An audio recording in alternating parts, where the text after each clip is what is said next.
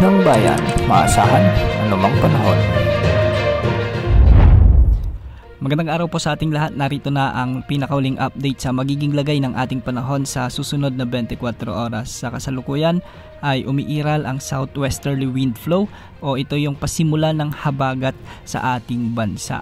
Samantalang easterlies o localized thunderstorms naman ang umiiral sa Metro Manila at nalalabing bahagi ng ating kapuluan. Dahil nga sa pag-iral ng southwesterly wind flow, ito yung tinatawag nating mahinang habagat pero hindi pa ito yung opisyal na habagat o hanging habagat. Nakakaapekto ito ngayon sa bahagi ng Mimaropa, sa may Western Visayas at sa Negros Island region. Ang mga lugar na ito ay makakaranas ng maulap na kalangitan na may mga kalat-kalat na pagulan at thunderstorms, kaya posible ang banta ng mga biglaang pagbaha o pagguho ng lupa, lalo na kung may mga katamtaman at minsan ay malalakas na pag-ulan.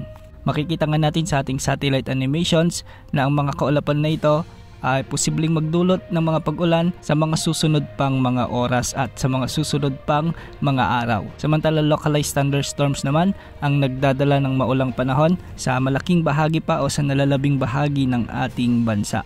May mga pag-ulan na malalakas ngayon sa may Cagayan Valley, sa ilang bahagi ng Cordillera Administrative Region, sa ibang bahagi naman ng Central Luzon at sa Bicol Region. May mga thunderstorms din tayong nakikita sa may Calabarzon, sa may Central Visayas, lalong-lalo na sa may Cebu Province na kung saan may mga severe thunderstorms tayong nakikita dito.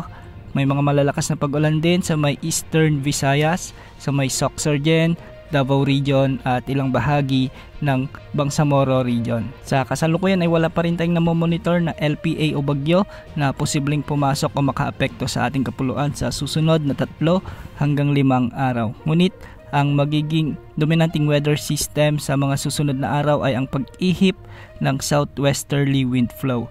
Bukas asahan ang maulang panahon sa kanlurang bahagi ng bansa, lalong-lalo na sa Palawan, Mindoro Provinces, Zambales, Bataan at sa Ilocos Region. Pinag-iingat natin ang ating mga kababayan dito sa mga banta ng mga biglaang pagbaha o pagguho ng lupa, lalo na kung may mga umiiral na matitinding pag-ulan. Sa mga susunod pang araw ay patuloy na iiral ang southwesterly wind flow at patuloy ring magpapaulan ito at posibleng umabot ng mga pag-ulan nito sa may Metro Manila at malaking bahagi ng Western Luzon at Western Visayas. Paghanda ng weather system na ito, ingat po sa ating lahat. Ito po ang weather update ng bayan, maasahan na anumang panahon.